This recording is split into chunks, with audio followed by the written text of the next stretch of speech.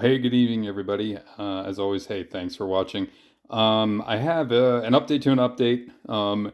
So if you are like me and you bought a FD RX7 with the touring package that had the Bose acoustic wave speaker option, and you found that the amps had been blown, and you were trying to get them to work again. Obviously, like I said, the original parts are very, very hard to find, if impossible to find. But if you're going to try to repair the system, you have a couple options. So if you saw my previous video, you can always buy the regular stock speakers and put them in the door. It'll all fit just fine. The mounting points are all the same. The electrical connector is the same. So that's what I have here. This is a stock regular door speaker, the non-Bose speaker. And you can still buy these brand new. I got these from MazdaParts.com. Anyway, the other option you have that I am pleasantly pleased to report is that you can there are actually some amp replacement options. So this is my original amp that I took out of my speaker, or the front door speaker, and you can actually get these amps. This is for a late 90s Nissan Maxima or a Infinity i30. I'll put the part number in the description, but as you can see, they are very, very, very similar. The electrical connectors are the same. I bought a pair of these off of eBay. This is the other one in the pair I didn't use.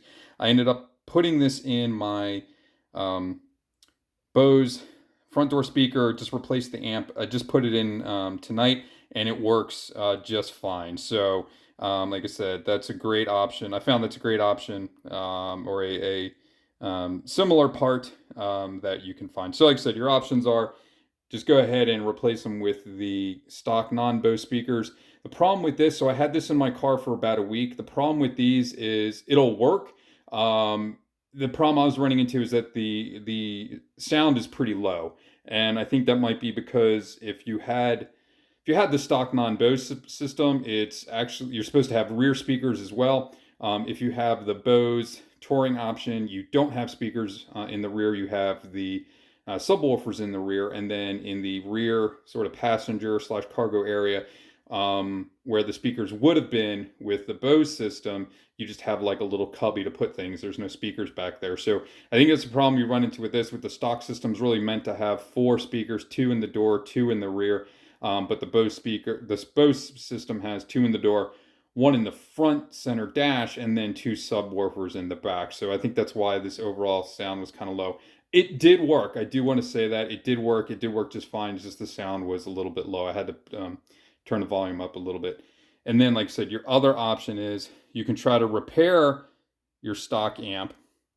And I'll put the link for the guy who can repair these. The problem is it may or may not be able to be repaired. It could just be beyond repair. There's no way really of telling until you send it out. Or you can go ahead and get one of these Nissan Maxima Bose system amps, or like I said, it was the same as the Infinity i30 amp. I'll put the part number in the video description because these work just fine. It's a 1-for-1 swap, and like I said, I have my Bose speaker back in there now.